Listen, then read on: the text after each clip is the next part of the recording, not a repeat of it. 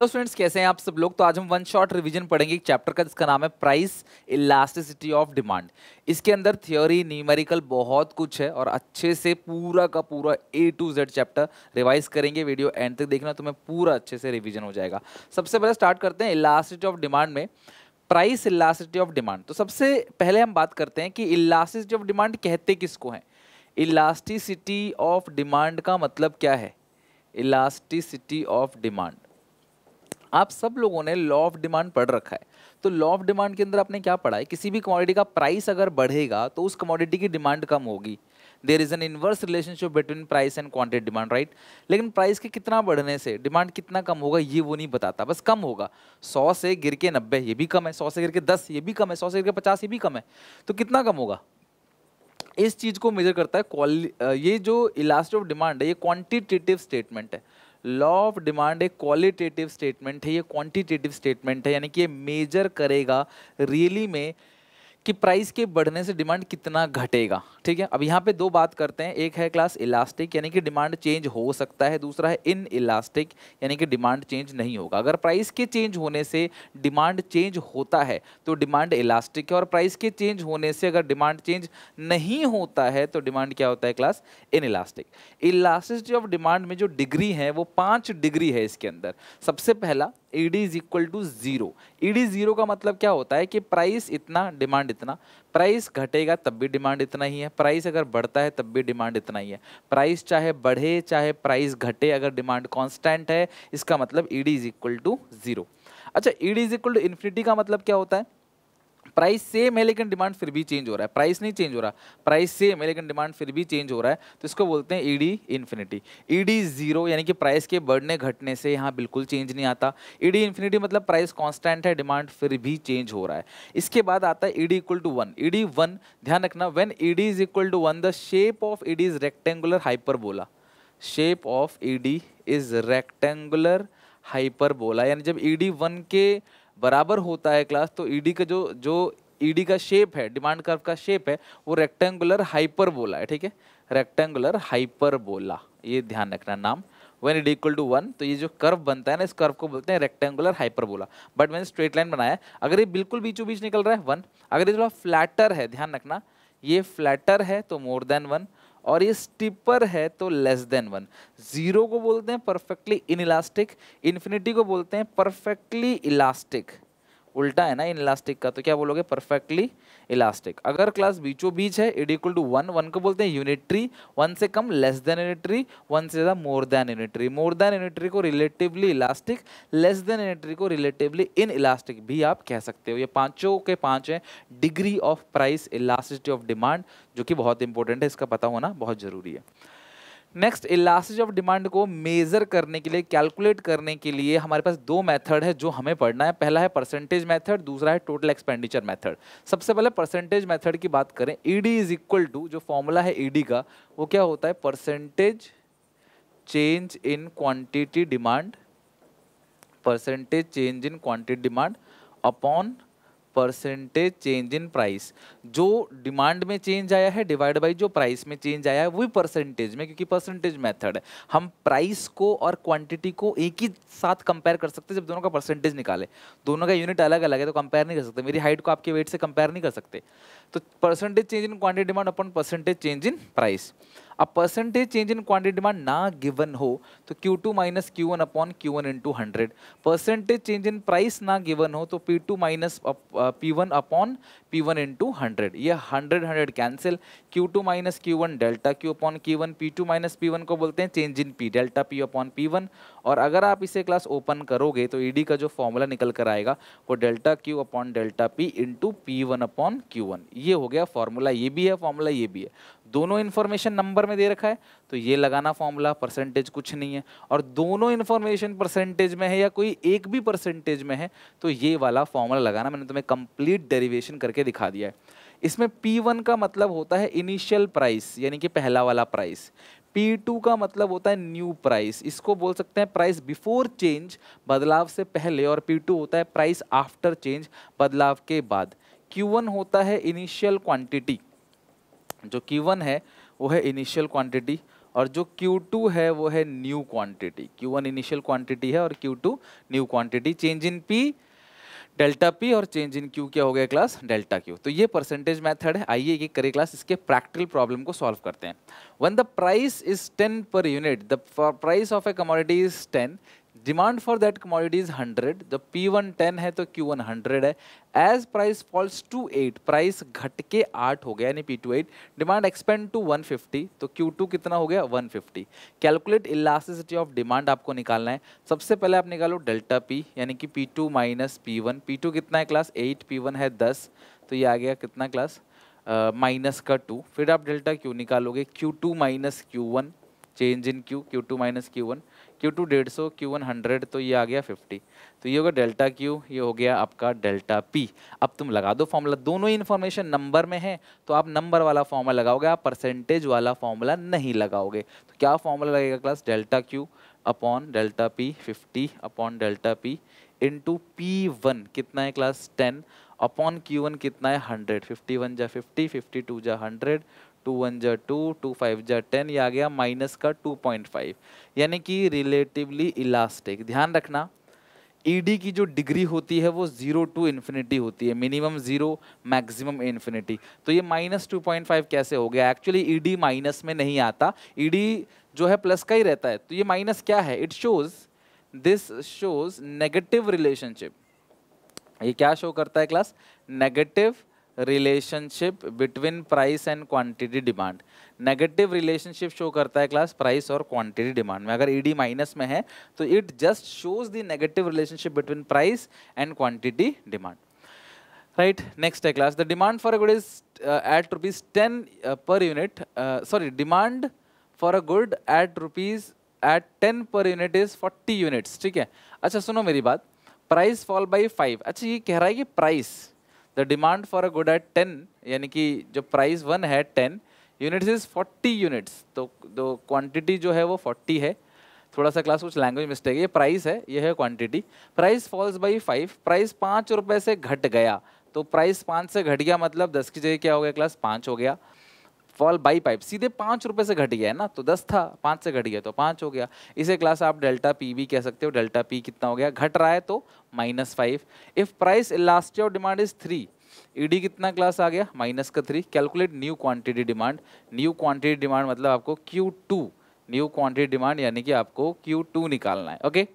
अच्छा अब इस सिचुएशन में जो फॉर्मूला लगाओगे आप ईडी का, वो क्या लगाओगे, delta Q upon delta P into P1 upon Q1। तो डेल्टा Q कितना है क्लास नहीं पता हमको, डेल्टा P कितना है -5, P1 हमको पता है 10, Q1 हमको पता है 40, ये कट गया 0 से 0। तो अगर मैं सॉल्व करूं इसको, अच्छा ईडी दे रखा है ना क्लास कितना -3, तो 5 थी 15 प्लस का हो गया is equal to delta Q upon 4, उधर भेज दो 60 आ गया, ठीक है। तो डेल्टा Q 60 आ गया, delta Q is equal to 60, उधर भेज दोगे ना, डेल्टा Q आ गया 60। और डेल्टा Q का फॉर्मूला क्या होता है, Q2 minus Q1, so 60 is equal to Q2। Quantity 2 कितना है क्लास हमको नहीं पता है, वही तो निकालना है, ये 40 है, उधर भेज दो क्लास 100। तो यानी कि नई क्वांटिटी जो है क्लास 100 है, तो प्राइस अगर 5 रुपए से घट जाएगा तो डिमांड 40 से बढ़कर 100 हो जाएगा, यानी कि 60 से डिमांड इंक्रीज कर गया। तो इस तरीके से न्यूमेरिकल क्वेश्चन की प्रैक्टिस आप कर सकते हो। एक और क्वेश्चन है यहाँ पे देखते हैं, the initial demand for a good is 80। अच्छा इनिशियल डिमांड का मतलब क्या होता है, quantity 1, initial demand is 80 units, the demand fall by 4, demand 4 से घट गया ना, तो अब कितना हो जाएगा 76 हो जाएगा। डेल्टा Q फॉल हो रहा है ना, तो डेल्टा Q -4 हो गया। Due to rise in price by 10, price 10 से बढ़ गया तो डेल्टा P कितना हो गया क्लास 10। देखो जब बढ़ गया इतने से, घट गया इतने से, तो वो चेंज है, 10 से बढ़ गया तो चेंज है 10, 10 से घट गया तो चेंज है 10, ठीक है। Calculate the price before change, आपको क्या निकालना है क्लास, ईडी दे रखा है आपको 1.5, बिफोर चेंज मतलब आपको क्या निकालना है, calculate the price before change मतलब आपको P1 कैलकुलेट करना है, राइट। क्या कैलकुलेट करना है, P1। अब आप क्या करोगे, देखो if the price elasticity of demand is 1.5, देखो जब भी ये जो ईडी दे रखा होता है ना, ये नेगेटिव का होता है, तो ये नेगेटिव 1.5 है, राइट, नेगेटिव 1.5। ईडी का ही प्लस का नहीं हो सकता। अभी हमने कैलकुलेट किया, देखो ईडी यहाँ पे कितना गिवन था, इससे पिछले क्वेश्चन में भी ना, ये रहा -3, तो ईडी हमेशा नेगेटिव में ही दिया रहता है, ठीक है। ये हो गया -1.5, नहीं भी है तो ये माइनस में है, आप माइनस लगाओगे इसमें। डेल्टा क्यू माइनस का दे रखा है, फिर कोई दिक्कत नहीं। डेल्टा क्यू कितना है क्लास, यहाँ पे -4। डेल्टा पी हमें पता है कितना है, 10 है, इनटू P1 हमें नहीं पता, Q1 है क्लास 80। अब सॉल्व करो क्लास, माइनस माइनस कैंसिल हो गया, 4 हो गया, ये हो गया 20, 20 चौके 80, तो 20 इंटू 200 इंटू 150, 300 हो गया क्लास P1। P1 कितना क्लास आ गया, 300। ओके, चेंज इन प्राइस तुमको दे रखा है 10, 300 होगा क्या, एक बार फिर से देख लो बिकॉज नंबर तो बहुत ही बड़ा आ रहा है, एक बार फिर से कैलकुलेट कर लेते हैं।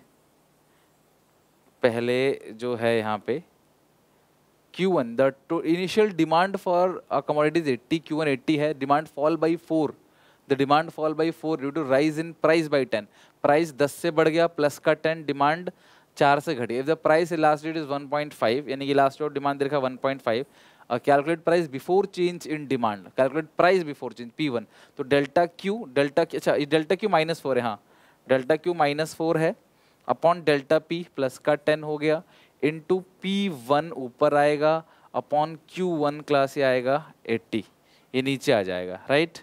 तो सॉल्व करो क्लास इसको, ये माइनस कैंसिल हो गया, तो ऊपर क्या बचा 4, या 20 चौके 80 इंचे 20 आएगा, 20 इंटू 10 200, तो 1.5 इंटू ये क्लास डिवाइड में है, उधर जाएगा मल्टीप्लाई में हो जाएगा 200, तो P1 क्लास ये 300 ही आ रहा है कैलकुलेशन करके, जो भी है चलो, अब तो और कोई रास्ता है ही नहीं, ये 300 आ रहा है, और 10 से इंक्रीज हो गया तो 310 हो गया समझ लो। तो क्वांटिटी प्राइस अगर बढ़ रहा है तो डिमांड घट रहा है, राइट। फिगर थोड़ा बड़ा आ रहा है बट कोई बात नहीं, कैलकुलेशन करके ही आ रहा है। Calculate the price elasticity of demand for commodity when price increase by 20% and quantity demand falls from 150 to 120 unit. सुनो, कोई भी इंफॉर्मेशन अगर तुम्हें परसेंटेज में दे रखी हो तो तुम परसेंटेज वाला लगाते हो फॉर्मूला। सो फॉर्मूला क्या है, percentage change in quantity demand, price when it's price increase by 20%, तो प्राइस 20% से बढ़ गया 25% से, तो नीचे आएगा 25%, और quantity demand decrease falls from 150 to 120, तो फॉर्मूला क्या है, Q2 minus Q1 upon Q1 into 100।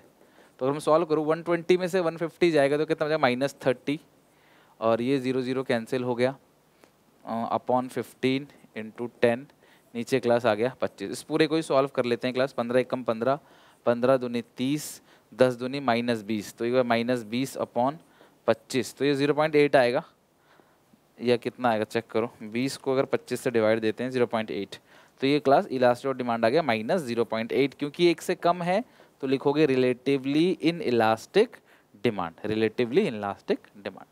Okay, तो इस तरीके से जो क्वेश्चंस हैं आप इनकी प्रैक्टिस करके जाना, मतलब इस चैप्टर से तो न्यूमेरिकल पक्का आता ही आता है। A consumer buy certain quantity, हमें नहीं पता कितनी क्वांटिटी, लेकिन प्राइस 10 है, हमें नहीं पता क्वांटिटी कितनी है, लेकिन हमको पता है प्राइस 10 है।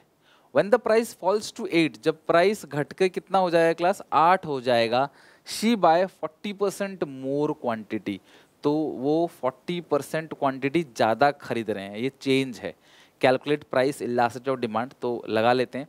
ईडी का जो फॉर्मूला होता है वो होता है परसेंटेज चेंज इन क्वांटिटी, ऊपर तो 40% है, percentage change in price P2 minus P1 upon P1 into 100, ये कट गया, और 8 में से 10 गया तो -2 इंटू 0 -20, 40 अपॉन -20, सो -2 रिलेटिवली इलास्टिक आंसर आ गया, -2 यानी कि रिलेटिवली इलास्टिक आप कह सकते हो। Percentage change quantity 40, percentage in price P2 minus P1 upon P1 into 100, ये 10 है, 8 में से 10 गया, 2 इंटू 10 -20, कट के क्लास -2 आ गया आंसर। एक और क्वेश्चन देखो, ईडी तुम्हें दे रखा है माइनस का 0.5, it's quantity demand fall by 5 units, quantity demand fall by 5, तो डेल्टा क्यू -5 हो गया। When it's price rise by 1, तो डेल्टा पी कितना हो गया क्लास, प्लस का 1। Calculate quantity demand, the price before change is 5, P1 तुम्हें 5 दे रखा है, तुम्हें Q1 निकालना है, ठीक है। तो डेल्टा Q कितना है -5, डेल्टा P है 1 इंटू P1 है 5 अपॉन Q1, राइट। अब सॉल्व करते हैं इसको, तो ये माइनस माइनस कैंसिल हो गया, तो 0.5 is equal to 25 upon Q1, so Q1 is equal to 25 upon 0.5, point हटेगा 0 लग जाएगा, तो क्लास कितना आएगा, जो Q1 है 250 अपॉन 5, 250 अपॉन 5 कितना क्लास आएगा 50, तो Q1 50 आ गया। तो अगर प्राइस 1 रुपये से बढ़ेगा तो क्वांटिटी जो है ये Q1 जो होगी 50 होगी, तो P1 5 है, Q1 50, प्राइस 1 से बढ़ेगा तो क्वांटिटी 5 से घटेगी, वो तो दे ही रखा है, तुम्हें Q1 निकालना था, तुमने फॉर्मूला लगाया, सॉल्व किया, Q1 निकाल लिया। बस पेपर में एक लाइन फॉर्मूले का भी लिखना, पेपर में आपको फॉर्मूला भी लिखना पड़ेगा। अब टोटल एक्सपेंडिचर मेथड में होता क्या है, इस मेथड के अंदर हम दो चीज़ों को कंपेयर करते हैं, एक है प्राइस, दूसरा है टोटल एक्सपेंडिचर मेथड।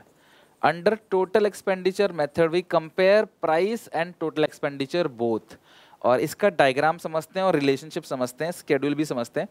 अगर मैं इसके स्केड्यूल की बात करूं, तो किस तरीके से बनेगा ध्यान से देखना। टोटल एक्सपेंडिचर मेथड, यहाँ पे आप कंपेयर करोगे प्राइस को टोटल एक्सपेंडिचर से, यहाँ पे हम लोग प्राइस कंपेयर करेंगे और टोटल एक्सपेंडिचर कंपेयर करेंगे, ध्यान से देखो, और फिर इसका रिलेशनशिप देखेंगे। ओके, तो यहाँ रखते हैं क्लास प्राइस क्वांटिटी, प्राइस बढ़ा दो 1 2 3 4 5 6, क्वांटिटी कम करो, प्राइस बढ़ेगा तो क्वांटिटी कम होगा। प्राइस इनटू क्वांटिटी क्या होता है, टोटल एक्सपेंडिचर, ध्यान रखना, price into quantity total expenditure. 1 6 6 5 2 10 4 3 12 12 10 और 6। तो कभी कभी तुम्हें क्वेश्चन में टोटल एक्सपेंडिचर दिया होगा, क्वांटिटी दिया होगा, क्वांटिटी दिया होगा तुम प्राइस निकाल लेना, या टोटल एक्सपेंडिचर दिया होगा, प्राइस दिया होगा तो क्वांटिटी निकाल लेना। फॉर्मूला सेम है, T is equal to P into Q, कोई भी दो दिया होगा तो तीसरा तुम फाइंड आउट कर सकते हो, ठीक है। अच्छा, अगर मैं देखूं अब यहाँ पे देखो, आपको प्राइस और टोटल एक्सपेंडिचर का क्वांटिटी नहीं देखना है, क्वांटिटी को मत देखो, तो प्राइस बढ़ रहा है, एक्सपेंडिचर बढ़ रहा है, ठीक है। तो कैसा रिलेशनशिप है, डायरेक्ट रिलेशनशिप है। जब भी डायरेक्ट रिलेशनशिप होता है तो ईडी लेस देन 1 होता है, रिलेटिवली इनलास्टिक। तुम्हें हमेशा प्राइस को कंपेयर करना है टोटल एक्सपेंडिचर से। अगर कहीं क्वांटिटी दे रखा है तुमको, मान लो किसी क्वेश्चन में, तुम्हें पहले प्राइस निकालना है, फिर तुम प्राइस को टोटल एक्सपेंडिचर से कंपेयर करोगे। अगर प्राइस के बढ़ने से टोटल एक्सपेंडिचर बढ़ता है, अगर प्राइस के बढ़ने से टोटल एक्सपेंडिचर बढ़ता है तो ये डायरेक्ट रिलेशनशिप है, और डायरेक्ट रिलेशनशिप जब भी होता है तो ईडी लेस देन 1। प्राइस बढ़ रहा है, टोटल एक्सपेंडिचर कांस्टेंट है, तो टोटल एक्सपेंडिचर अगर कांस्टेंट होता है प्राइस के बढ़ने से या प्राइस के घटने से, तो ईडी जो आएगा वो किसके बराबर क्लास आएगा, 1 के बराबर। और 1 का मतलब क्या होता है, यूनिटरी इलास्टिक, 1 का मतलब है यूनिटरी इलास्टिक, ठीक है। अच्छा, प्राइस 5 से 6 बढ़ गया, क्वांटिटी घट गया, यानी कि इनवर्स। अगर प्राइस और क्वांटिटी में इनवर्स रिलेशनशिप है तो ईडी मोर देन 1 होगा, और मोर देन 1 को बोलते हैं relatively inelastic demand. Okay, done है क्लास यहाँ तक। तो यही चीज़ अगर मैं डायग्राम से बना के दिखाऊं, तो ये रहा डायग्राम टोटल एक्सपेंडिचर का। ये देखो, ये प्राइस इतना, एक्सपेंडिचर इतना, प्राइस बढ़ा, एक्सपेंडिचर घटा, तो ये इनवर्स रिलेशनशिप है, तो ED more than 1, relatively elastic. और प्राइस बढ़ रहा है चाहे घट रहा हो, एक्सपेंडिचर कांस्टेंट है, देख रहे हो, एक्सपेंडिचर कांस्टेंट है, तो ईडी इक्वल टू 1। प्राइस इतना, एक्सपेंडिचर इतना, प्राइस अगर बढ़ेगा तो एक्सपेंडिचर जो है वो बढ़ेगा, प्राइस घटेगा तो एक्सपेंडिचर घटेगा। ये डायरेक्ट रिलेशनशिप है। अगर डायरेक्ट रिलेशनशिप है तो जो ईडी आएगा वो आएगा आपका लेस देन 1। डायरेक्ट रिलेशनशिप में लेस देन 1, इनडायरेक्ट में मोर देन 1, जहाँ चेंज नहीं आ रहा वो 0, इसमें 0 इन्फिनिटी नहीं होता, यहाँ 1 आता है, ठीक है। अच्छा, एक चीज़ और, तो जब भी जो क्वेश्चन होगा उसमें प्राइस दिया होगा, एक्सपेंडिचर दिया होगा, you have to compare. Price और क्वांटिटी दे रखा है तो मल्टीप्लाई करके एक्सपेंडिचर निकालो, फिर प्राइस और एक्सपेंडिचर से कंपेयर करो। प्राइस और क्वांटिटी दे रखा है, सॉरी, टोटल एक्सपेंडिचर और क्वांटिटी दे रखा है, तो फिर डिवाइड देके प्राइस निकालो, फिर प्राइस को टोटल एक्सपेंडिचर से कंपेयर करो। दिया कुछ भी हो, तुम्हें प्राइस और टोटल एक्सपेंडिचर को कंपेयर करना है एक्सपेंडिचर मेथड में। और अगर दोनों का रिलेशनशिप पॉजिटिव है, लेस देन 1 आएगा ईडी, नेगेटिव है मोर देन 1, और क्लास अगर वो चेंज नहीं हो रहा तो ईडी इक्वल टू 1। ये टोटल एक्सपेंडिचर मेथड है। एक क्वेश्चन है क्लास, इसी क्वेश्चन को देखते हैं क्या लिखा है। पवन स्पेंड 1000 रुपये एंड बॉट 25 यूनिट, क्वांटिटी है 25, पवन ने खर्च कर दिए 1000 रुपये। When the price change he spend 1200, अब वो 1200 खर्च कर रहा है और 20 यूनिट्स खरीद रहा है। Find out elastic demand by expenditure method. तो तुम्हें सबसे पहले प्राइस निकालना पड़ेगा, क्योंकि प्राइस को ही हम एक्सपेंडिचर से कंपेयर करते हैं।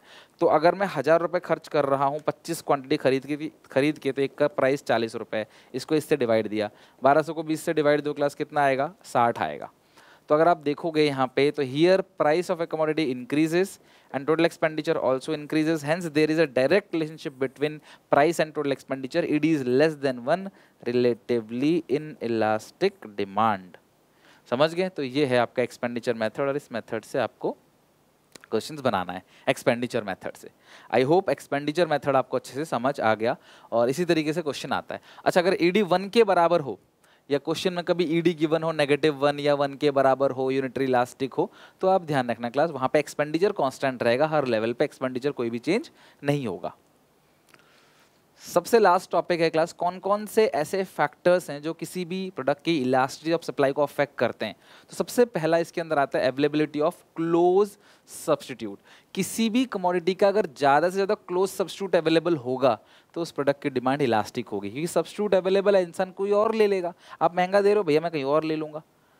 तो यानी जिस सामान का क्लोज सब्स्टिट्यूट, उसकी जगह यूज करने वाला दूसरा सामान अवेलेबल होता है, उसकी डिमांड मोर इलास्टिक होती है, थोड़ी ज़्यादा इलास्टिक होती है। और जिसका अवेलेबल ही नहीं है, इसकी जगह, इस पेन की जगह कोई दूसरा पेन यूज नहीं कर सकते इसमें, मान लो, तो भैया फिर ये महंगा होगा, मैं तो भी खरीदूंगा। इसकी लेस इलास्टिक है, ये नहीं कि मैं मजबूरी यही खरीदूंगा, लेकिन हाँ इलास्टिसिटी थोड़ी कम है, लोग इतना यहाँ पे खींच नहीं सकते।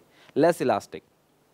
इनकम, जो इंसान बहुत ज़्यादा कमाता है ना क्लास, उसकी डिमांड जो होती है वो रिलेटिवली लेस इलास्टिक होती है, क्योंकि वो बहुत कमाता है तो वो बार्गेन नहीं करेगा, वो खरीद ही लेगा। जिसकी इनकम बहुत कम है तो भैया वो क्या करेगा, चेंज करेगा, वो यहाँ नहीं वहाँ ढूंढेगा, यहाँ नहीं वहाँ ढूंढेगा, तो उसको कहते हैं मोर elastic. Elastic demand for a good also depend upon the income of consumer. Consumer with high level of income will not bothered by rise in price, उसको फर्क नहीं पड़ेगा, महंगा हो गया तो क्या दिक्कत है, वो खरीदेगा, उसकी इन इलास्टिक है। लेकिन जिसकी क्लास यहाँ इन इलास्टिक यानी लेस इलास्टिक डिमांड, और जिसकी इनकम कम है वो उसको फर्क पड़ेगा, तो उसकी इलास्टिसिटी ज़्यादा होगी। लग्जरियस गुड्स की जो इलास्टिसिटी होती है ना क्लास, वो होती है मोर इलास्टिक। नेसेसिटीज़ की लेस इलास्टिक। जो नेसेसरी है, हमें खरीदना ही खरीदना है, तो वो लेस इलास्टिक है, उसमें हम डिमांड चेंज नहीं करते। लग्जरी मोर इलास्टिक है, हम इसमें डिमांड चेंज करते हैं। अगला है पोस्टपोनमेंट। कुछ ऐसा सामान होता है जो हम फ्यूचर में पोस्टपोन कर देते हैं, यार आज नहीं कल ले लेंगे, कल नहीं परसों ले लेंगे, आज नहीं 2 महीने बाद ले लेंगे, दिवाली पे ले लेंगे, होली पे ले लेंगे, बर्थडे पे ले लेंगे। तो यानी वो सामान मान ली बहुत ज़्यादा जरूरी नहीं है, उसको हम लोग क्या बोलते हैं क्लास, लेस इलास्टिक, सॉरी मोर इलास्टिक। हम इसको चेंज कर सकते हैं। जो तुरंत चाहिए, अभी चाहिए, घर में नमक खत्म हो गया, अभी चाहिए, खरीद के लेके आना है, तो वो चीज़ क्या है, लेस इलास्टिक, यानी कि वो लेस इलास्टिक है। मेडिसिन, तो वो लेस इलास्टिक। ये सब चीज़ें क्या होती हैं class, less elastic. Number of uses, किसी भी कमोडिटी के अगर सिंगल यूज है तो वो लेस इलास्टिक है, और वेरियस यूज है, मल्टीपल यूज है, तो more elastic. Those commodity which have multiple use like electricity use for various purpose, so it is more elastic demand, whereas the commodity such as paper has only few uses, तो less elastic demand है। Proportion of income spent on consumption, अपनी income का मोटा हिस्सा, ज़्यादा हिस्सा, बड़ा हिस्सा जहाँ खर्च करते हो वो लग्जरी है, वो मोर इलास्टिक है। अपनी इनकम का छोटा हिस्सा जो डे टू डे एक्सपेंस में खर्च करते हो वो जरूरी है, वो लेस इलास्टिक है। तो इनकम का लार्ज पोर्शन जहाँ खर्च करते हो उस सामान की डिमांड मोर इलास्टिक है, इनकम का छोटा हिस्सा जहाँ खर्च करते हो उस सामान की डिमांड लेस इलास्टिक है। बस खत्म। तो ये फैक्टर्स अफेक्टिंग इलास्टिसिटी और डिमांड भी अच्छे से कर लिया और ये चैप्टर पूरी तरीके से खत्म हो गया। आई होप आप लोगों को अच्छे से वन शॉट रिवीजन में मजा आया होगा, और नेक्स्ट क्लास में नए चैप्टर को पढ़ेंगे। अगर आपको अच्छा लगे तो प्लीज़ चैनल को सब्सक्राइब कर लेना, वीडियो को लाइक जरूर करना, कॉमेंट में मुझे बताना कैसा लग रहा है। बहुत मेहनत चल रही है इन टाइम क्लास 12th 11 दोनों पे। और हाँ, मेरे 12th का भी चैनल है, वहाँ पर मैं 12th की पूरी प्रिपरेशन A to Z कराऊंगा। सुनील पांडा द एडुकेटर चैप्टर चैनल का नाम है, तो आप प्लीज़ चैनल को सब्सक्राइब कर लेना क्लास, और ताकि हम आगे जुड़े रहना हमारे साथ। पूरी 12th की प्रिपरेशन भी ऐसे ही, अकाउंट्स, इकोनॉमिक्स और BST भी A to Z complete preparation मैं कराऊंगा आपको। मिलते हैं नेक्स्ट क्लास में। Take care, bye bye, God bless you.